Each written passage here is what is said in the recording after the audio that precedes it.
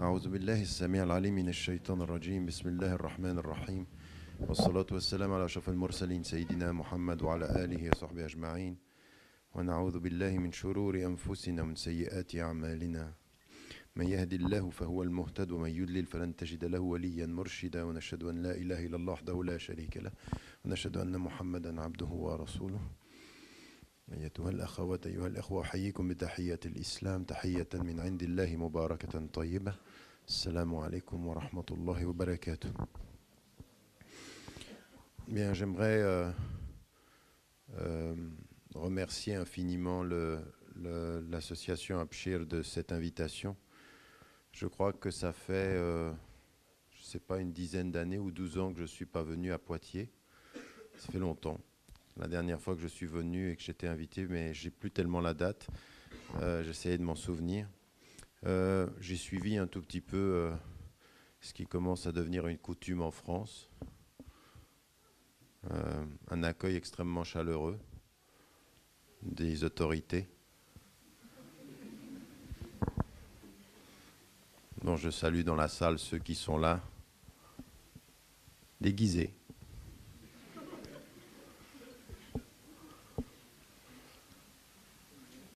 Je trouve très triste en fait l'état de ce pays. Je trouve très triste de voir, c'est le seul pays au monde où les salles publiques sont refusées, où l'université est refusée. Et c'est pas de bon augure pour la France. Le grand problème de la France, c'est pas les musulmans. Le grand problème de la France, c'est des politiques qui sont sans courage et qui trahissent les valeurs qu'ils disent défendre. Ils parlent de liberté d'expression, ils empêchent certains de parler. Ils parlent d'égalité, ils traitent de façon inégalitaire. Ils parlent de justice, ils discriminent. Ils parlent de respect et ils font dans le populisme.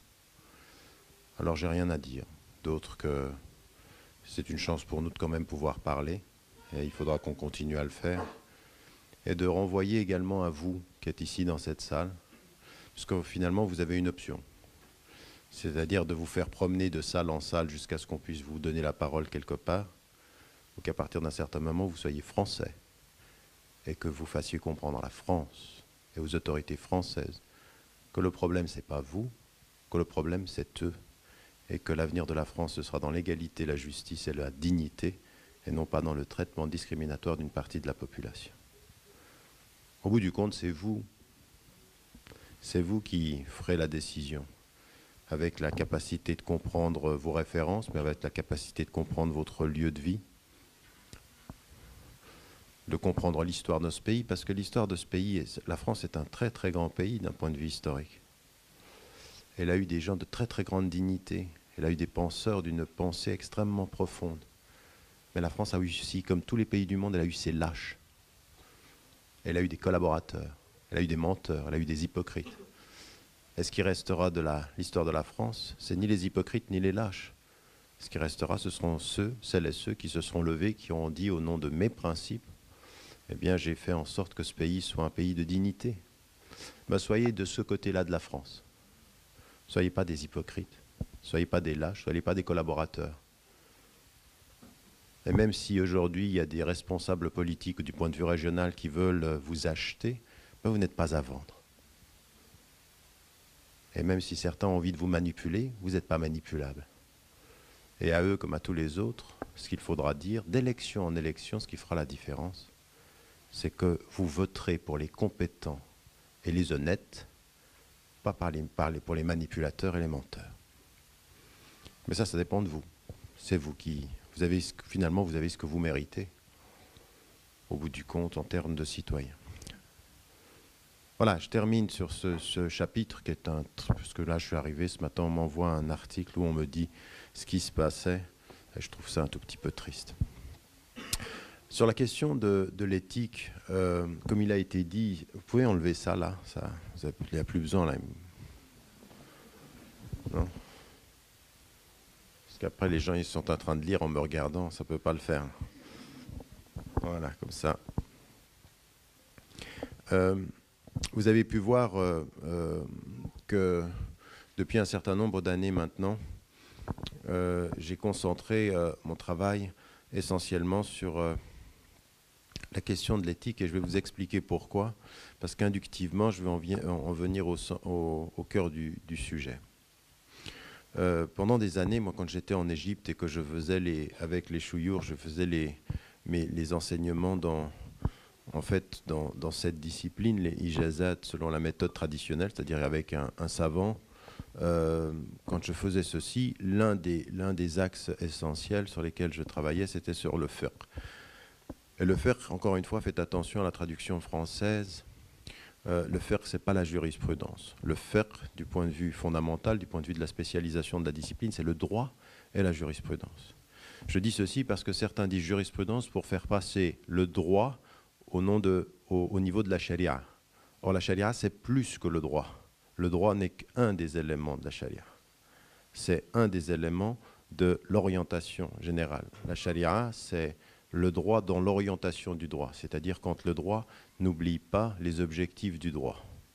Et ça, c'est important, c'est-à-dire qu'il ne faut pas penser la règle seulement sur la fonction de la règle, il faut penser la règle dans la lumière de son objectif. Donc, c'est pour ça qu'il faut qu'on fasse attention. Et donc, pendant des années, j'ai travaillé sur cette question-là, dans les sociétés majoritairement musulmanes et en Occident, en Europe, en essayant de réfléchir sur la question du droit et en me rendant compte à un moment donné qu'on parvenait à une limite. C'est-à-dire qu'il y a un vrai problème. Et celui qui avait eu l'intuition de ceci, à la suite d'une série de savants qui avaient travaillé sur le droit, qui avaient repensé la méthodologie, et j'en ai fait un livre à la suite, que malheureusement il est un tout petit peu un peu compliqué dans sa première partie, plus facilement accessible dans sa deuxième partie. C'est le livre qui s'appelle La réforme radicale. Et qui est lié à l'éthique et la libération, c'est-à-dire comment on sort son esprit d'une tournure d'esprit. Et cette tournure d'esprit, elle est en fait, et j'aimerais que vous me suiviez bien sur cette question-là, elle est en fait que quand on se pense dans le droit, et uniquement dans le droit, c'est-à-dire que on a établi comme facteur essentiel de son rapport à sa religion la question du droit, du halal et du haram, ou l'ahkam et taklifiyya, c'est-à-dire les cinq dimensions que vous connaissez, c'est-à-dire le permis, l'interdit, le préférable, le détesté, et puis le préférable, détesté, et le permis, l'interdit, enfin les cinq, d'accord? Okay, je suis un peu fatigué, je suis désolé, mais enfin ils sont cinq.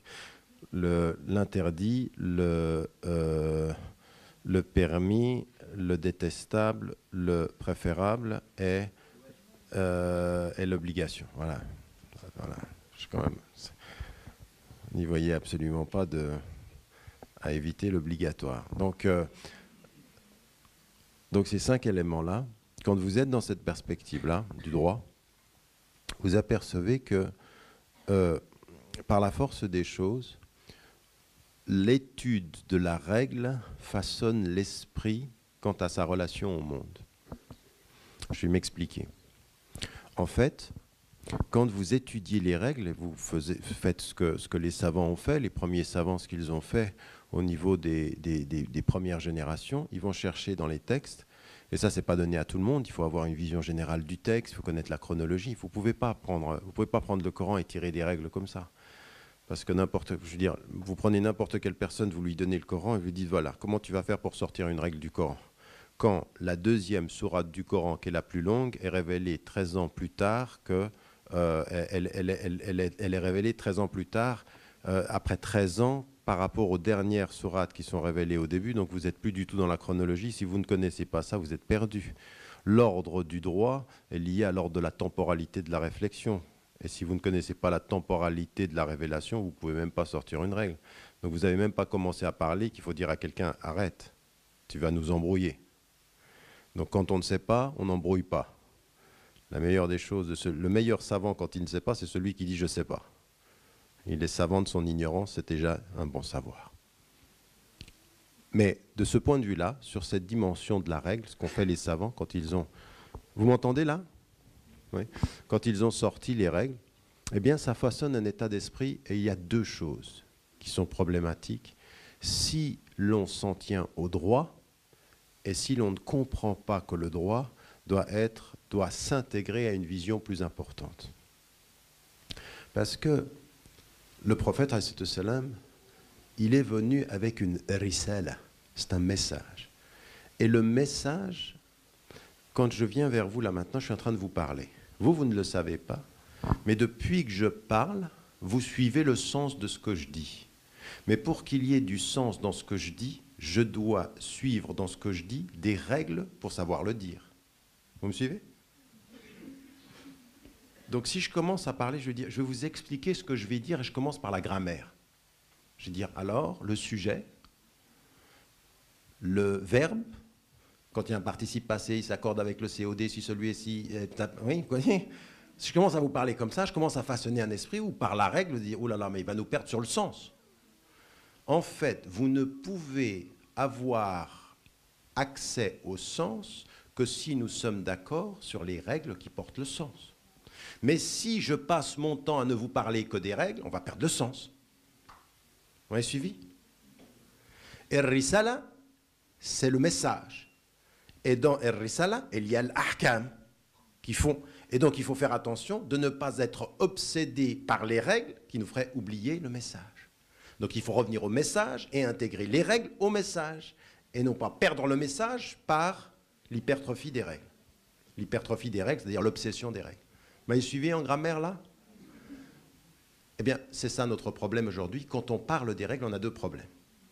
Le premier problème, c'est que quand on parle des règles, on développe par rapport à l'environnement une attitude qui est une attitude qui va toujours être une attitude de protection. La règle, ce qu'elle façonne dans l'esprit, c'est une limite. D'accord? Tilka hududullah, voilà les limites de Dieu, donc la ta'taduha, c'est-à-dire ce qui nous est dit ici, voilà les limites, ne sortez pas de ces limites. Quand vous êtes en confiance, vous dites ça c'est mon chemin, ça c'est les limites, je ne sors pas des limites. Quand vous êtes en méfiance par rapport à l'environnement, vous mettez les limites, non pas pour ne pas en sortir, mais pour vous en protéger. Oui? C'est-à-dire, suivant où vous êtes, dans une société majoritairement musulmane, vous dites ça c'est les limites, on n'en sort pas. Oui? C'est-à-dire, pas d'alcool, j'en sors pas. Mais quand on est dans un environnement où on n'est pas forcément en majorité, les limites, c'est voilà ce qui va nous protéger. Et l'intelligence qui va ressortir de la limite, c'est deux choses. Quand on est en majorité, on dit attention, tu ne sors pas de là. Ou quand on est en danger, attention, tu ne vas pas là-bas. C'est une attitude de protéger ou d'assiéger. Oui? Ça, c'est dangereux. Pourquoi? Parce que ça nous fait perdre quelque chose qui est dans le message et pas dans la règle, et qui est essentiel que les savants ont sorti. Quand, par exemple, il lui dit, regardez ce que dit, c'est-à-dire, il te demande qu'est-ce qu'il leur est permis. C'est-à-dire, il te demande qu'est-ce qu'il leur est permis, et ce que dit le Coran dit, Allah a dit au prophète de dire, il lui dit, dis le bien. C'est-à-dire tout ce qui est bon. C'est ce qui est bon. En fait, l'attitude essentielle du Coran, c'est une attitude beaucoup plus positive que la position de quelle est la règle qui m'interdit et quelle est la règle qui m'empêche. C'est le bien d'abord. Ce qui a fait dire chez les savants, le principe premier dans les choses, c'est la permission, c'est pas la limite.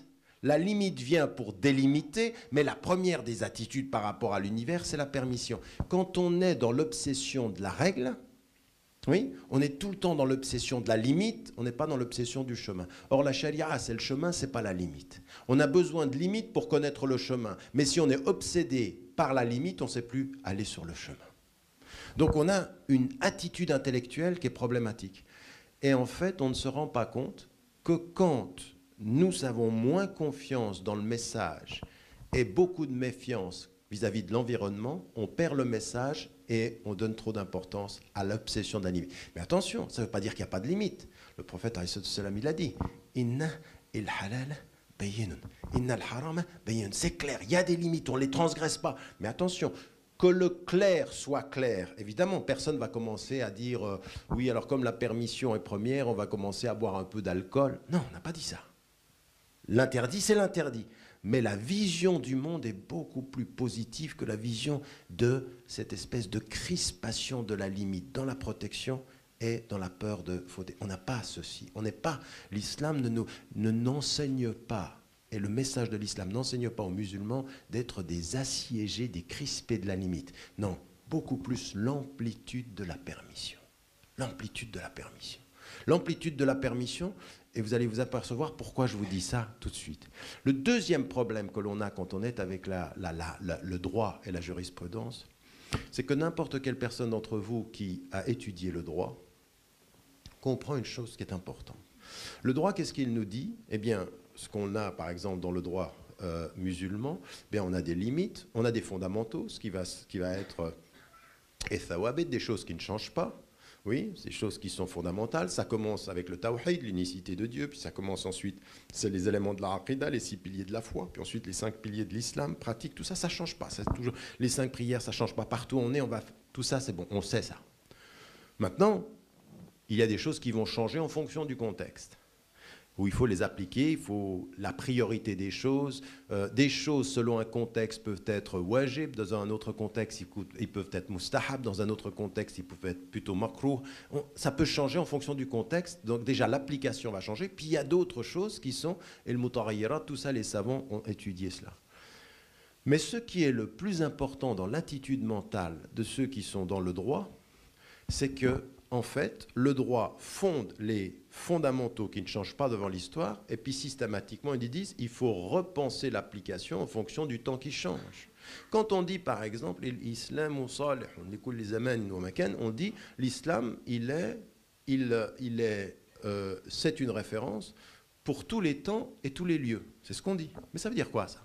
Ça veut dire qu'en fait, où que vous alliez, les principes fondateurs de l'islam vont pouvoir être appliqués, et quant au changement, il va falloir que vous travailliez à établir le droit pour cette époque.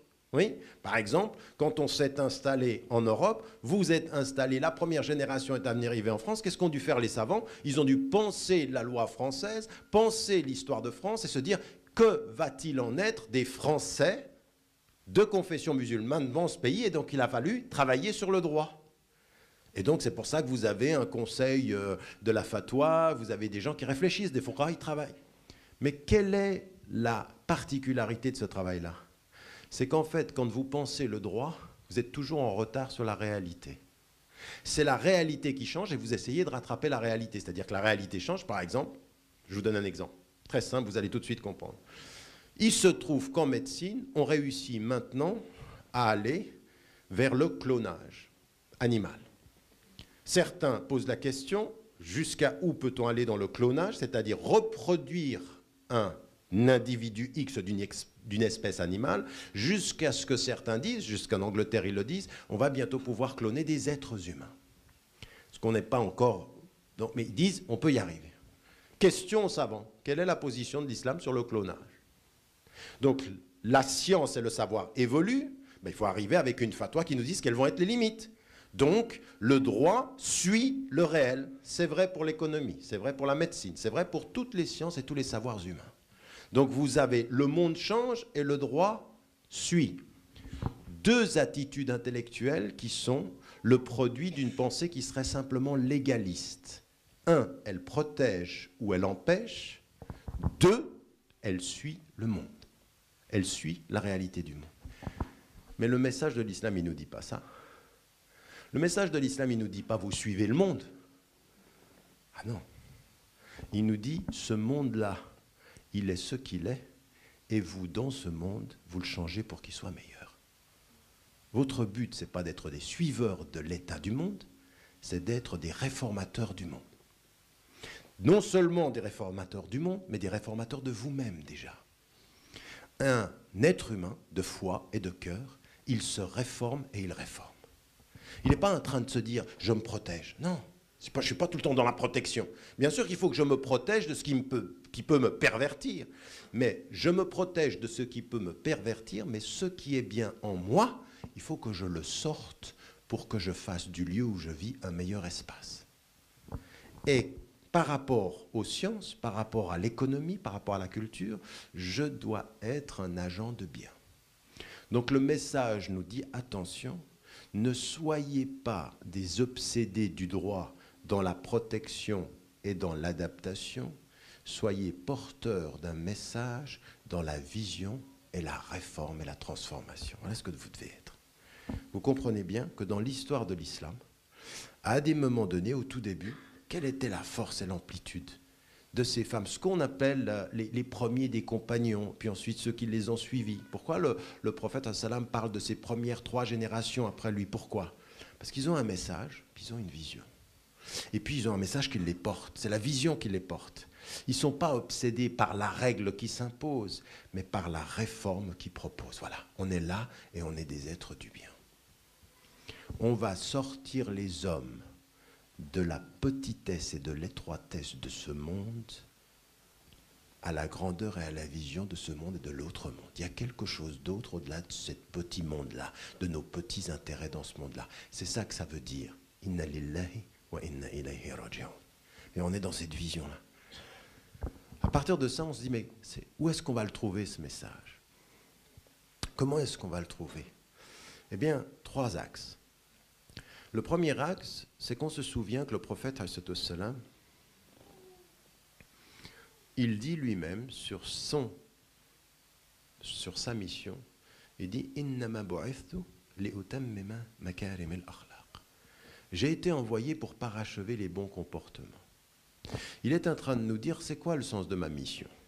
Le sens de ma mission, c'est de vous dire halal, haram, tout le temps, toute votre vie. C'est de vous donner l'impression que vous marchez sur des œufs.